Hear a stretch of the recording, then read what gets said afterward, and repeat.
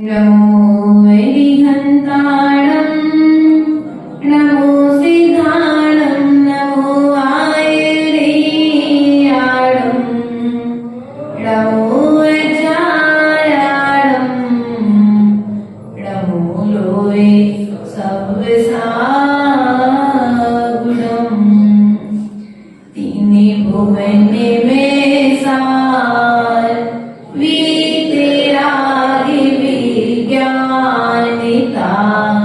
शिव स्वरूप से विकार नमो त्रिलोक संहार के जे त्रिभुवन में जीवे अनंत सुख चाहे दुख ते भयवंत ताते दुख हारी शुक्रिकार कहे सीख गुरु करुणाधार।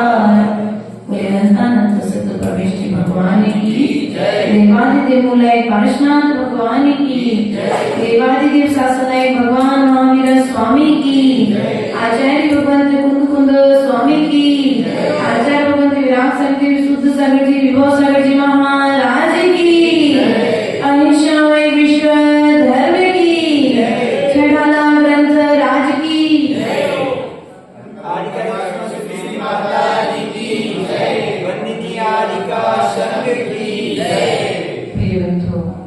अपन सभी ने पूर्व में उद्गल नव धर्म अधर्म काल इनते न्यारी है जीव चाल ताको न जान विपरीत मान करी करे देह में निज पहचान। अर्थात इस जीव ने अनादि काल से देह के माध्यम से ही अपनी जीव की पहचान की है। अर्थात देह को इतना अपना मान करके बैठा है कि वह कभी अपनी आत्मा को पहचान ही नहीं पाया है। लेकिन आज पुनः पंडित दौलत राम जी कृष्ण इस छेड़ाला के माध्यम से हम सभी अपनी आत्मा की खोज के लिए निकले हैं। ये आत्मा कहाँ पर है, ये कहाँ पर मिलेगी, सुख में मिलेगी कि दुख में मिलेगी, राजा के पास मिलेगी कि गरीब के पास मिलेगी, धन में मिलेगी कि घर में मिलेगी, गोधन में मिलेगी या पुत्र में, पत्नी में, सबल में, दीन में अर्थात रूपवान में मिलेगी कि कुरूप में मिलेगी। ऐसा विचार करते हुए कार्यक्रम नंबर 4 में हम सभी प्रवेश करेंगे। मैं सुखी दुखी में रंग राव मेरे धन गोधन प्रभाव मेरे सुत दिए मैं सबल दीन रूप सोहन रख प्रवीण। अर्थात मैं सुखी हूँ। कौन भैया बोलो तो, मैं कैसा हूँ? मैं दुखी हूँ। मैं कैसा हूँ? मैं सुखी हूँ, मैं दुखी हूँ। रंग राव मैं गरीब हूँ। कैसा हूँ मैं गरीब हूँ, मैं राजा हूँ। मेरे धन ग्रह, ये जो धन है ये रुपया पैसा है, ये किसका है? ये मेरा है। ये जो घर है ये मेरा है। ये जो गोधन है, गाय आदि जो है ये किसकी है? ये मेरी है। ये जो पुत्र है ये मेरा है। ये अर्थात ये जो पत्नी है ये मेरी है। अर्थात मैं सबल हूँ और दूसरा अपने आप को क्या समझे? मैं कमजोर हूँ। दीन अर्थात मैं निर्बल हूँ। बेवकूफ अर्थात मैं सुंदर नहीं हूँ। सुभग अर्थात मैं सुंदर हूँ। मूर्ख प्रवीण। क्या कह दिया?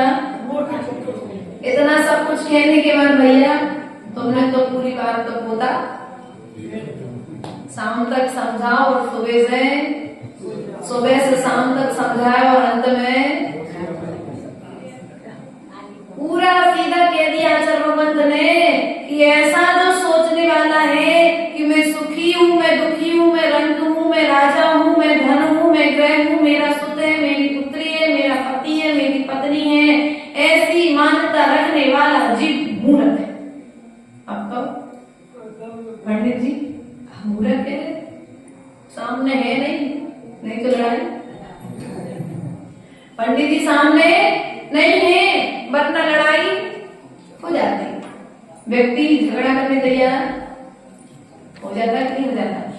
इसलिए प्रिय बंधुओं, हमारी जो मान्यता है, आचार्य भगवत कहते हैं जो सब में ज्ञानी जीव होता है वह इन सब में राग नहीं करता है, इन सब में द्वेष नहीं करता है।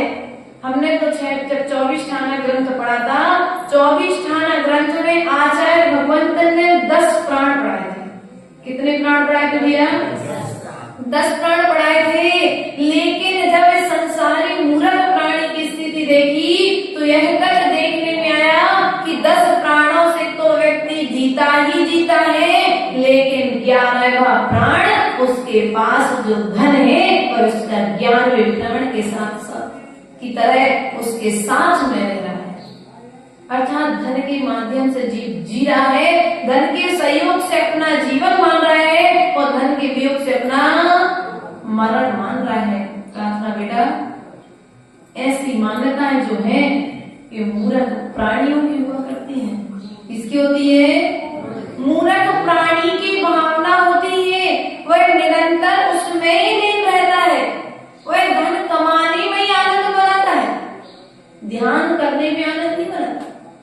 मूर्ख प्राणी ध्यान करने में आनंद नहीं पाता, ध्यान करने में तो उसे आलस आता है, नींद आती है, घबराहट होती है, अकेले बैठते हुए बेचैनी होने लगती है, सिर दर्द होने लगता है। लेकिन जो मूर्ख प्राणी है वह क्या करता है? धन कमाने में आनंद, ध्यान करने में उसे आनंद। बल्कि स्थिति क्या थी, करना क्या चाहिए था? धन कमाने में तुम्हें आनंद नहीं आना था, तुम्हें तो अपनी आत्मा का ध्यान करने में आनंद आना चाहिए था।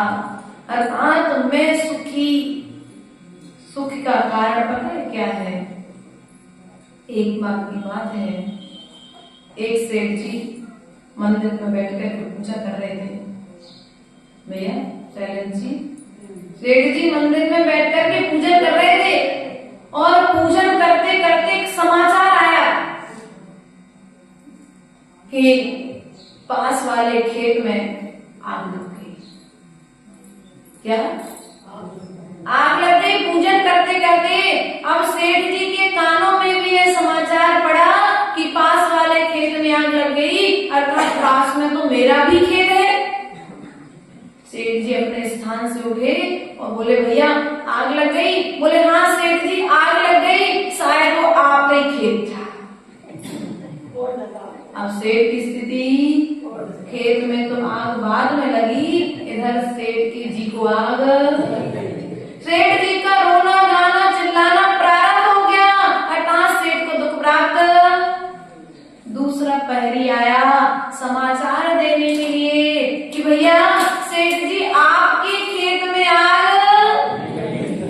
तो सेठ कोई चिंता की बात नहीं, सेठ को कोई बात नहीं, मेरे खेत में आग नहीं लगनी चाहिए क्योंकि वहां पर मैंने बीज। ऐसे ही कुछ हम जीवों की स्थिति है कि दूसरे के जीवन में हम दुख को बो करके अपने जीवन में सुख को बोने की भावना। बताओ सुखी कैसे होंगे? दूसरे के खेत में आग लगी है तो कोई बात नहीं, लेकिन स्वयं के खेत में आग लगी है तो रोना गाना चिल्लाना। खेत की आग तो सेठ जी तुम्हें दिखाई दे रही है, लेकिन एक बार तुम अंदर झांक करके देख लेते, जो कसायों की आग तुम्हारे भीतर में लगी है, उस कसायों की आग को यदि एक बार बुझा देते तो संसार में तुम्हें रहना। लेकिन सेठ जी ने बाहर की आग को जान करके राग द्वेष करना प्रारंभ। उन सेठ जी में से कई सेठ जी, इन सभी में भी कोई ना कोई एक सेठ जी, वो सेठ जी तो कहानी रूप में आए हैं, लेकिन वो सेठ जी कौन है?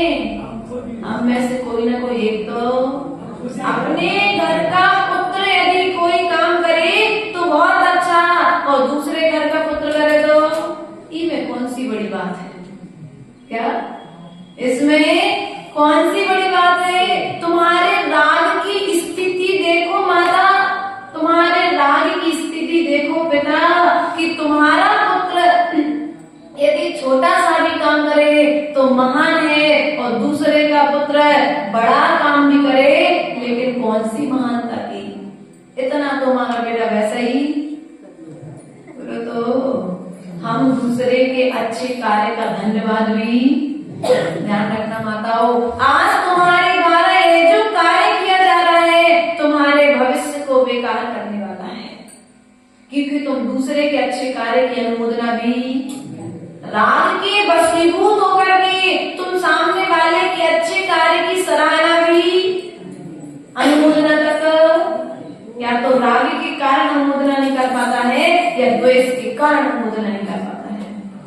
पुण्य की क्षमा सागर जी कहते थे, रे जीव तेरे पुण्य की अर्थात तेरे राग की स्थिति तो देख, एक घर में एक माँ से जन्मे दो पुत्रों की दोनों बहुएं आ गई। अब दोनों बहुओं का जब परिवार बड़ा हो गया तो दोनों एक साथ रहते थे। जेठानी किसी कारणवश घर से बाहर गई थी, जेठानी का पुत्र भी स्कूल से लौटा और देवरानी का पुत्र भी स्कूल से लौटा, दोनों पुत्र एक साथ में लौटे। देवरानी के हाथ में मौका आया, दोनों बच्चों ने दूध मांगा, लेकिन देवरानी के राग की स्थिति देखो कि अपने बेटे को तो मलाई छाट छाट करके दे दी और दूसरे के बेटे को, जेठानी के बेटे को पानी मिला करके दूध दे दिया। ये क्षमा सागर महाराज जी के प्रवचन सुनते हैं, उस प्रवचन में एक कथानक आता है। ये राग की स्थिति किसकी है? बोलो तो ये भेद करने वाला कौन है? ये भेदभाव हम जो कर रहे हैं, ये भेदभाव हमें संसार के दुखों में डालने वाला है। इसलिए प्रिय बंधुओं, यदि तुम्हें संसार से पार होना है तो इस तरह के राग को छोड़ना पड़ेगा, इस तरह के द्वेष को छोड़ना पड़ेगा। अपना बेटा बीमार हो गया, सोपास में भी, एकासन में भी, हर स्थिति में हम दिन रात लगे हैं, लेकिन दूसरे का बेटा बीमार है ना तो हमारी तबीयत ठीक है। क्यों? क्योंकि भीतर में राग, दूसरे के प्रति राग, अपने के प्रति राग है, अपने के प्रति मोह है। सुमाता दूसरे के घर को छोड़ करके अपने घर का पूरा काम कर लेते हो, लेकिन दूसरे के घर की थोड़ी सी बात आ जाए, अगर सामने वाला कह दे माँ आपने इतना काम किया है, आज मेरे घर को भी 4 रोटी बना दो, अब तो हम थक गए, अब नहीं कर सकते। क्या करते हैं आप लोग? आपने अपने घर के 10 सदस्यों का भोजन तो बनाया ही है, एक सदस्य का हमारे घर का और बना देना। आप लोग क्या कहते हो? हमने तो इतना, यदि वही कार्य करना था ना उत्साह के साथ करते तो कर्म की निर्जरा होती, और तुमने द्वेष के साथ किया है तो तुम्हें कर्म का बंधन। बोले तो हमारे संग में लक्ष्मी भाभी रहती थी, अभी पिछले साल चतुर्थमास में मैंने देखा उनको। प्रीति तुम ऐसा नहीं सोचना कि तुम्हारी बुराई कर रहा है, लेकिन लक्ष्मी भाभी जब रहती थी भैया, मैंने देखा मतलब अकेली पर्सन थी पूरे चतुर्मास में पिछले साल, और उसका उत्साह कि सुबह से लेकर के शाम तक कितने भी लोग आ जाएं, कितने भी श्रावक पहुंच जाएं, कितनी भी ब्रह्मचारिणी पहुंच जाएं, लेकिन कभी उसने ये नहीं कहा कि हम थक गए, हम नहीं कर सकते। सबकी अपनी अपनी मतलब अपने कार्य करने के प्रति कुशलता और वाणी में इतनी मिठास कि कोई कह नहीं सकता कि आज हमसे लक्ष्मी भाभी ने गलत। अगर शैलेश भैया 2 बजे भी पहुंच गए ना तो वो कहेगी कोई बात नहीं, बैठो मैं 5 मिनट बना देती हूँ आपको। वो ये नहीं कहेगी नहीं अब तक अभी बनाना है, नहीं बैठो आप 5 मिनट बना रहे। हमने लक्ष्मी से एक दिन पूछा बुला करके, हमने ये तो लक्ष्मी तुम थकते नहीं हो?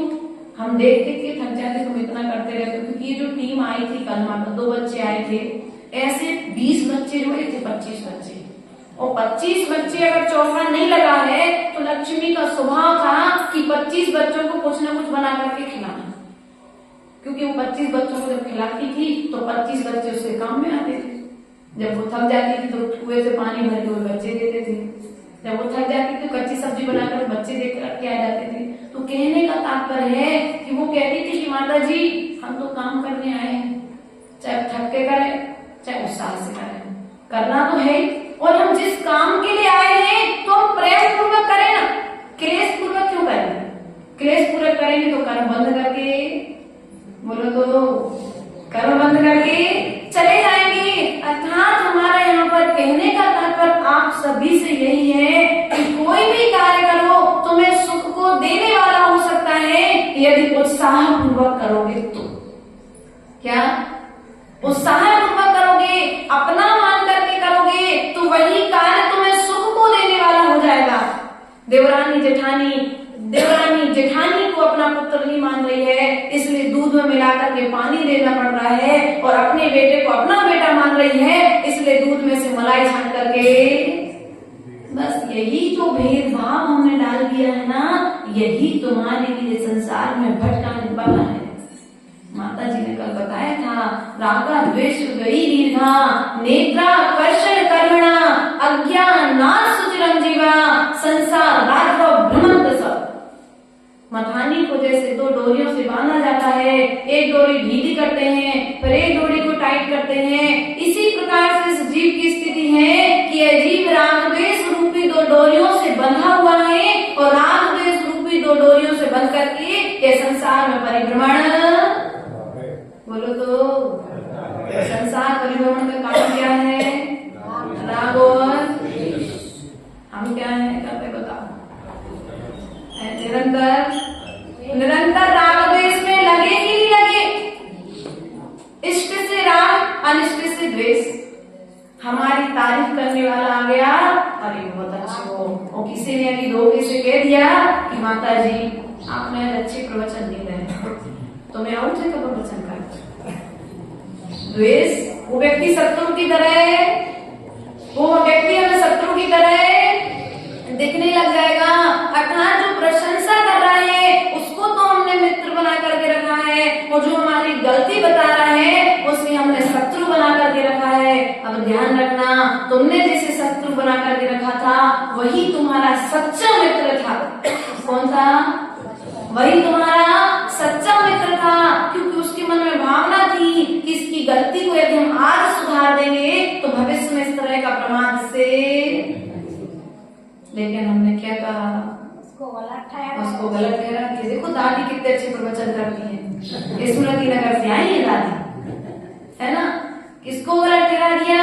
जो हमारे दोषों को बता रहा है उसको हमने गलत समझ लिया, और जो हमारे प्रशंसा अर्थात झूठी प्रशंसा कर रहा है उसे हमने अपना मित्र बना करके, और जिसे मित्र बना करके रखा है वह तुम्हारी तरक्की चाहता है क्या? इसलिए सदा से दो हम बोलते थे, निंदक नीरे राखिए, जो है हाँ देखो दादी को कहावत भी आती है पूरी। अर्थात जो निंदा करने वाले हैं उनको पास में रखना चाहिए, और जो प्रशंसा करने वाले हैं उनको अपने हृदय से दूर रखना चाहिए। पास में बैठे लेकिन उनके लिए अपने हृदय में स्थान। आचार्य गुरुदेव कहते थे कि जो प्रशंसा है वह मीठा जहर है। क्या है प्रशंसा? क्या है? Sweet poison. जो आराम से मिठास लगती है, पीते समय मिठास लगती है, लेकिन भविष्य में जहर की तरह मरण को प्राप्त कराने वाली। इसलिए प्रशंसा सुनकर के अपने योग्यताओं को कम मत कीजिए। प्रशंसा के बहाव में बहकर के अपने उत्साह को कम मत कीजिए, क्योंकि यदि पहले ही कार्य में तुम्हारी प्रशंसा कर दी जाएगी तो फिर आगे तरक्की के द्वार बंद हो जाएंगे। एक मूर्तिकार का पुत्र मूर्ति बनाता है, और निरंतर मूर्ति बनाता है पंडित जी, और मूर्ति बनाते बनाते उसे 10 वर्ष बीत गए, और वह जब जब मूर्ति बनाता है उसके पिताजी बार बार आकर के बोलते हैं कि बेटा मूर्ति अच्छी, पूरे गांव के लोग प्रशंसा करते हैं, लेकिन फिर भी उस मूर्ति में पिताजी आकर के कुछ ना कुछ खोद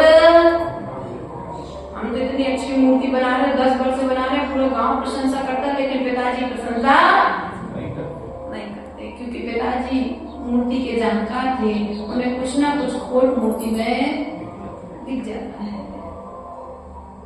अब परेशान हो गया, उसने कहा बस मैं अपने जीवन काल की अंतिम मूर्ति बना रहा हूँ। यदि इस मूर्ति को पिताजी ने पास कर दिया तो मैं आगे मूर्ति बनाऊंगा, अन्यथा मैं मूर्ति आगे से बनाना।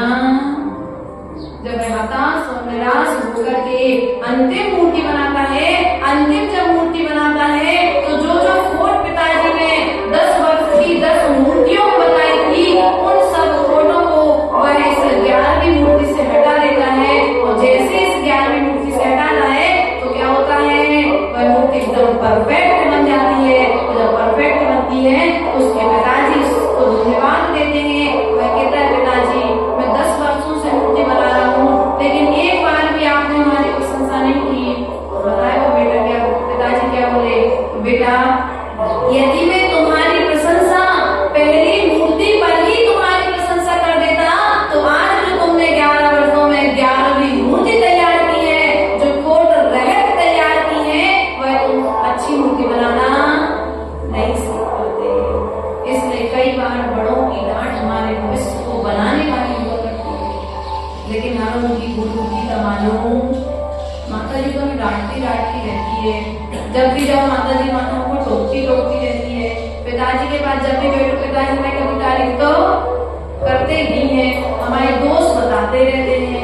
भैया दोस्त इसलिए बताते हैं क्योंकि वे तुम्हारे लिए इंसान मात्र बना देखना नहीं चाहते हैं, वे तुम्हारे भीतर में भगवान की कल्पना करते हैं, इसलिए वे इंसान से तुम्हें भगवान बनाना चाहते हैं। इसलिए जब भी शिष्य गुरु के चरणों में पहुंचता है, गुरु शिष्य की प्रशंसा कम, उसके दोषों को सुधारने का प्रयास करते रहते हैं। ये बंधुओं, इस मूर्ख जीव की मान्यता तो देखो, मैं सुखी हूँ, मैं दुखी हूँ, मैं रंग हूँ। कैसा हूँ मैं? रंग अर्थात गरीब, मेरे पास पैसा नहीं है। तो क्या पैसा जिसके पास नहीं वही गरीब होता है क्या? बोलो। धन वाला अमीर है क्या? मौन है क्या? पास है, व्रत है, एकासन है, लेकिन मौन तो नहीं है ना। तो जिसके पास पैसा है वह राजा है, और जिसके पास पैसा नहीं है वो गरीब है। आपकी मान्यता में ऐसा?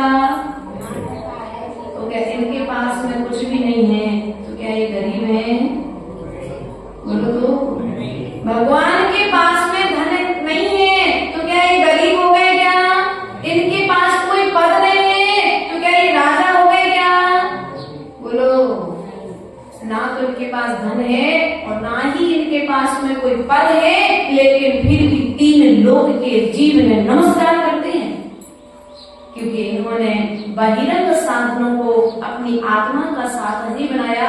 अर्थात इन्होंने बहिरंग धन का त्याग करके अंतरंग लक्ष्मी को प्रकट कर लिया है। किसको प्रकट किया है? अंतरंग लक्ष्मी, अर्थात जो हमारे गुण रूपी लक्ष्मी है, उस गुण रूपी लक्ष्मी को इन्होंने प्रकट कर लिया है। इसलिए ये 3 इनके पास में धन ना होते हुए भी ये 3 लोग के स्वामी बनकर के विराजमान है। इसलिए तुम धन से राग करते हो, इसलिए तुम अपने घर के भी राजा नहीं बन पाते हो। क्यों भैया? एक बार मांग भरी थी तो पूरा जीवन निकल गया, अभी भी मांगे पूरी हो पाई क्या? बोलो तो माताओ। एक बार तुमने फेरे लगाए थे तो क्या अभी तक फेरे बंद हो पाए क्या? ये है तुम्हारे राग की स्थिति। ये जो मांग पूर्ति करा रहा है ना, ये तुम्हारे भीतर का राग ही तो है, जो बार बार तुम्हारे लिए जो पत्नी कहती है वो सब कार्य करने के लिए प्रेरित। राग ना होता तो पत्नी भी ना होती, और पत्नी नहीं होती तो तुम एक दिन परमात्मा बनकर के सिद्ध है विराजमान। इसलिए प्रिय बंधुओं, ना मैं राजा हूँ और ना ही मैं रंग हूँ, गरीब हूँ। मेरे धन रहे, ये धन मेरा नहीं है, ये घर मेरा नहीं है, ये जो गोधन है ये गोधन भी मेरा नहीं है। प्रभाव अर्थात बड़प्पन, अर्थात ये जो सब कुछ मेरा प्रभाव दिख रहा है ये सब कुछ भी मेरा नहीं है। ये जो पुत्र है, ये जो पत्नी है, ये भी मेरी। बोलो तो मैं रूपवान हूँ। क्या हूँ मैं? मेरे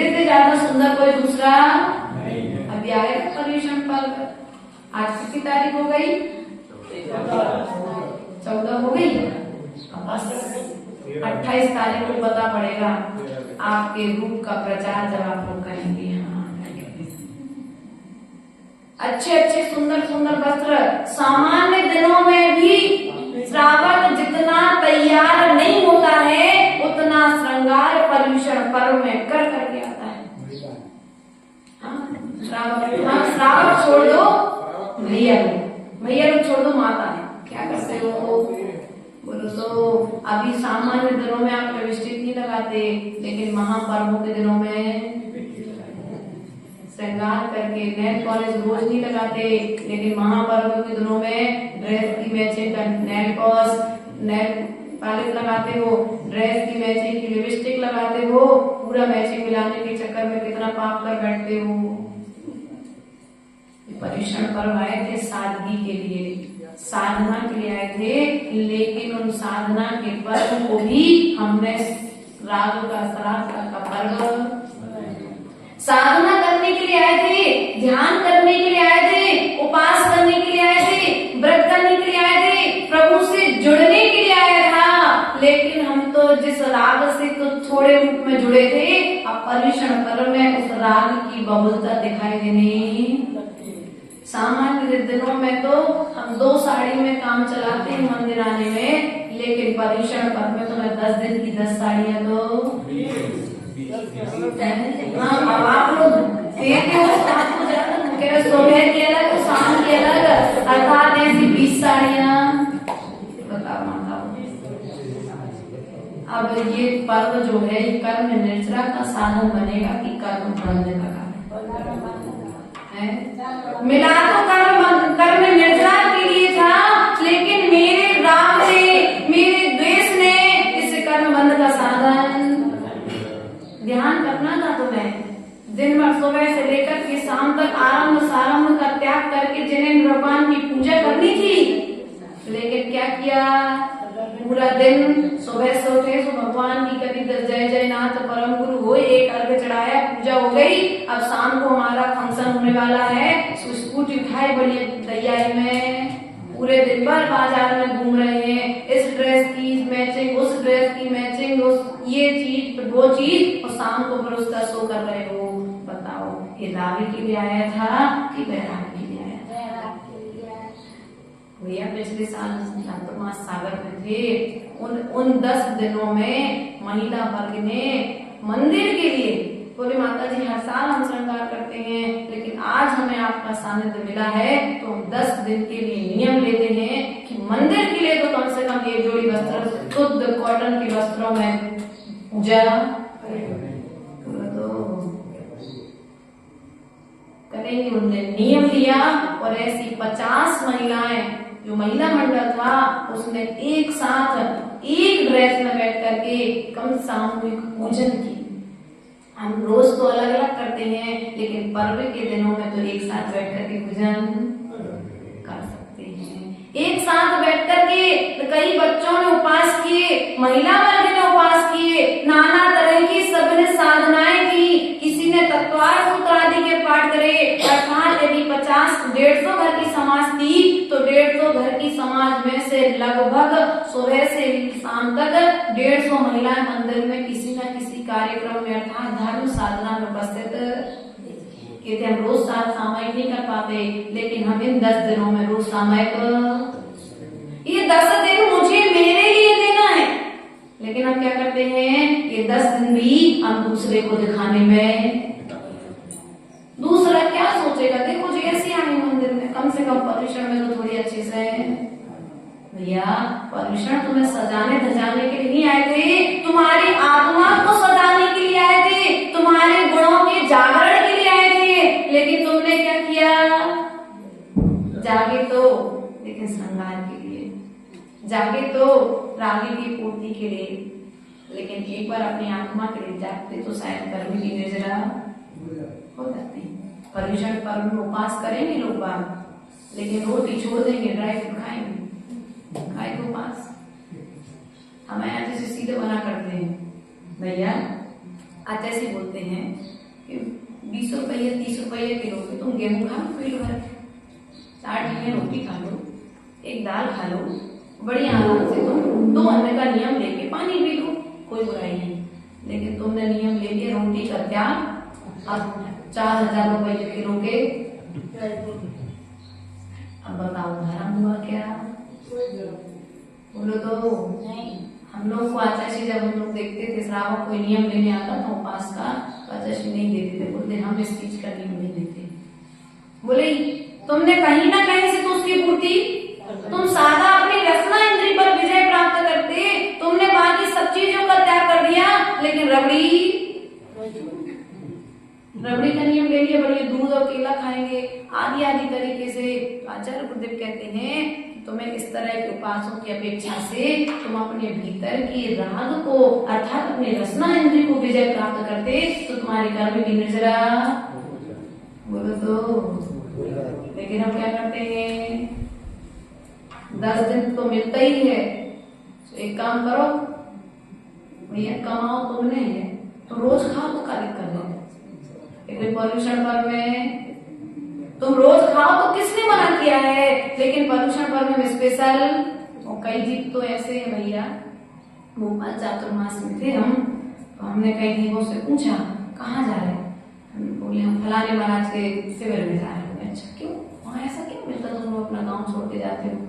बोले माता जी बढ़िया सुबह बढ़िया भोजन और शाम को बढ़िया ड्राई फ्रूट। क्या शाम को बढ़िया ड्राई फ्रूट तो मना के आदमी खिलाते हैं। हमने जब तुम श्रावक बनने के लिए जा रहे हो तो श्रावक तुम्हें मना करके खिला रहे हैं, और जब तुम श्रवण बनोगे तो तुम्हारे पुण्य की महिमा क्या होगी। इसलिए प्रिय बंधुओं, प्रयास और पुरुषार्थ करना है कि हम खाने के लिए यदि घर छोड़ करके कहीं दूसरी जगह पर जा रहे हैं तो ये क्या हो गया, ये अपने प्रति बेईमानी हो गई कि नहीं हो गई। इसलिए ऐसा भी कार्य हमको करना है क्या, नहीं करना है, घर छोड़ करके आना है। जैसे घर छोड़ करके मंदिर आओ तो राग और द्वेष भी वहीं पर छोड़ करके, धर्म से और धर्मात्मा से राग करना। बुरी तो नहीं लग रही आपका एक आशा है, इसलिए पूछ लिया। ऐसा तो नहीं था कि आपके हिस्से में आज ऐसा हो कि रोटी नहीं खाना और आप किलो, आज ही हमने ऐसा सोचा माता जी ने ऐसा कर दिया। नहीं भैया, हमारा ऐसा विचार नहीं था। लेकिन आचार्य गुरुदेव सदा कहा करते थे सभी जीव एक से नहीं होते हैं। जैसे अपनी 5 उंगलियां एक से नहीं ना, ऐसे सब जीवों की भावनाएं भी एक से नहीं होती हैं। ऐसा यहाँ पर हमें समझना चाहिए, क्योंकि कहते समय यदि चूक जाए तो कुंद स्वामी ने कहा है चुप के छलम न गित अर्थम। यदि मैं समय सार को कहते समय लिखते समय कहीं कोई शब्द की चूक कर जाऊं तो इस राग को तुम छल ग्रहण, अर्थात अपनी शक्ति के अनुसार ग्रहण करना, लेकिन राग के लिए किसी चीज को ग्रहण मत करना। अपने आप को इतना सबल और सुंदर मत बना लेना कि तुम उसके राग में धर्म न कर पाओ। अरे मेरे बेटे को बहुत गर्मी लगती है ना, मंदिर में बहुत पसीना आता है, इसलिए मंदिर में एसी लगा दो। कहते को बड़े लोगों के बड़े अनुभव हैं कि मंदिर में भी एसी।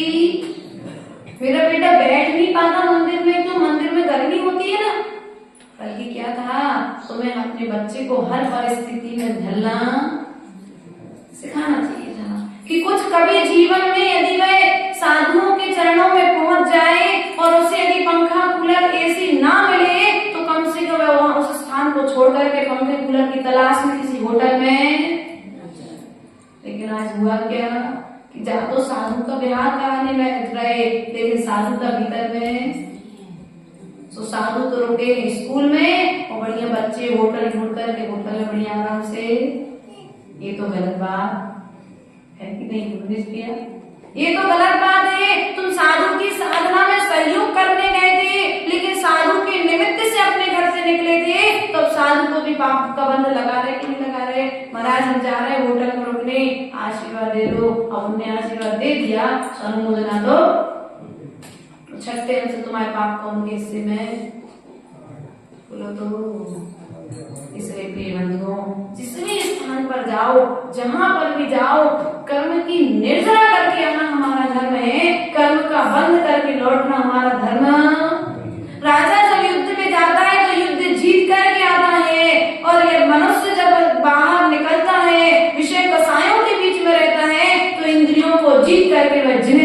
आने लगता है। लेकिन हमने युद्ध में तो विजय प्राप्त की है, लेकिन भीतरी शत्रु जो इंद्रियां हमारे भीतर में बैठी हैं, इन इंद्रियों पर आज तक विजय प्राप्त। बुरा तो नहीं लग रहा किसी को? क्यों ये कहानी हम सबकी यहाँ पर चल रही है। जो भूल हमने अनादिकाल से की है और जो भूल आज आप लोग कर रहे हो, उस भूल को सुधारने के लिए हम जिनवाणी का आश्रय लेकर के यहाँ पर बैठे। इसलिए बंधुओं, मैं सुंदर हूँ, इस सुंदर रूप का अहंकार मत करना, क्योंकि सुंदर रूप वाले चक्रवर्ती भी नरक में चले गए अहंकार की वशीभूत होकर। सुंदर रूप के अहंकार में आकर के, सुंदर अर्थात धन के अहंकार में आकर के रावण को लंका, सोने की लंका को छोड़कर के नरक में जाना पड़ा। क्या सोने की लंका भी रावण को छोड़नी पड़ी? किसके बल पर? अहंकार के बल पर। लंका छूटती उसके पहले लंकेश का यदि अहंकार छूट जाता तो सोने की लंका भी कर्म निर्जरा का कारण। मैं सोने की लंका का अधिपति और राम के चरणों में झुक जाऊं तो ऐसा हो नहीं सकता। मेरे पास क्या कमी है? वो आर्य पुरुष और मैं विद्याधर, ऐसा संभव नहीं है।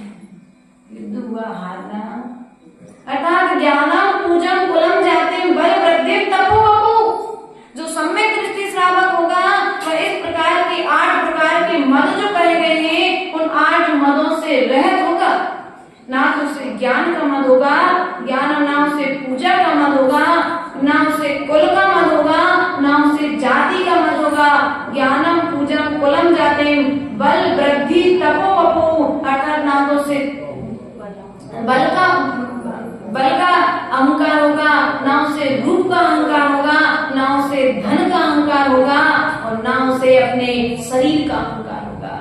मेरा शरीर सबसे सुंदर, सबसे ज्यादा पैसा मेरे पास, सबसे सुंदर पत्नी मेरे पास, सबसे अच्छा बेटा मेरे पास में है, मैं सबसे ऊंची जाति में मुझे जन्म मिला है, मैं सबसे अधिक ऊंचे कुल को प्राप्त करने वाला हूँ। ध्यान रखना, आज अहंकार कर लो, कल ये सब कुछ मिलने वाला। आज कर लो अहंकार, अगली बार मिलने वाला। अभिमान तो करो लेकिन अहंकार मत करो। क्या अपने आप को सौभाग्यशाली तो मानो कि जिस कुल में, जिस जाति में जो तुम्हें जन्म मिला है, उस कुल और जाति में से श्रेष्ठ आचरण की शिक्षा दी जाती है। जब बच्चा चलता है तो उसे चलने के साथ साथ बचपन से सिखाया जाता है, बेटा चींटी पर पैर मत रखना। तो भैया सेवन जी, आपने तो बच्चे पाले हैं, बड़ों अपने भी और अपने छोटे भाइयों के भी, है ना? और क्या शिक्षा देते थे जब हाथ पकड़ के चलना सिखाते थे? तो बेटा चींटी है, पैर नहीं रख देना। अब उस बच्चे को ज्ञात नहीं है कि वहां चींटी है, लेकिन फिर भी आपने उसे ज्ञात। अब बच्चा वो संस्कार जो बचपन में उसके भीतर में पड़ गया है, अब जब बड़े होकर के देखेगा, पूछेगा कि आप मुझे बड़े हो छोटे में क्यों नहीं चींटी पर पैर रखने देते थे, तो आपके मुंह से निकल जाएगा कि बेटा अहिंसा व्रत का पालन हमें आपको करना, अर्थात किसी भी जीव का घात हमारे धर्म ने हमें सिखाया। अर्थात एक जैन धर्म एक ऐसा धर्म है जिस धर्म में बचपन से लेकर के 55 तक त्याग की महिमा को बताया जाता है, जहाँ पर जीवन को जीने की कला का प्रदर्शन किया जाता है, दर्शन कराया जाता है। वहीं पर एक जैन दर्शन मात्र एक ऐसा दर्शन है जहाँ पर मरण की कला अर्थात जीवन को विसर्जन करने की कला को बताया जाता है। एकमात्र जैन दर्शन ऐसा है। इसलिए प्रिय बंधु, यदि जैन कुल में जन्म लिया है तो अपने आप को धन्य मानो, लेकिन जैन कुल में जन्म लिया है इस बात का अहंकार मत करो, क्योंकि अहंकार करोगे तो तुम्हारी दुर्गति होगी, और यदि तुम अभिमान करोगे तो तुम उच्च गतियों को प्राप्त करके उच्च शिखर पर विराजमान हो जाओगे। प्रिय बंधु, अर्थात बेरूप सुभग मूर्ख प्रवीण, अपने आप को रूपवान मानना, अपने आप को रूपवान मानना, यह सब मान्यताएं जो है यह मूर्ख प्राणियों की हुआ करती हैं। अब आज आप सबको जाकर के अध्ययन करना है कि आप सब मूर्ख हैं कि बोलो तो अब मूर्ख है कि समझदार हैं, ये निर्णय आपके हाथ में है।